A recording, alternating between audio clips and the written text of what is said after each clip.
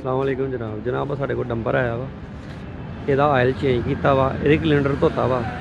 ਤੇ ਧੋ ਕੇ ਤੇ ਨਾਲੇ ਗੱਡੀ ਸਾਰੀ ਚੈੱਕ ਕੀਤੀ ਸ਼ਾਫਟਾਂ ਸਾਰੀਆਂ ਚੈੱਕ ਕੀਤੀਆਂ ਇਹਦੀਆਂ ਤੇ ਕਰਕੇ ਤੇ ਹੁਣ ਇਹਨੂੰ ਫਿੱਟ ਕਰਨ ਦੇ ਹੈਗੇ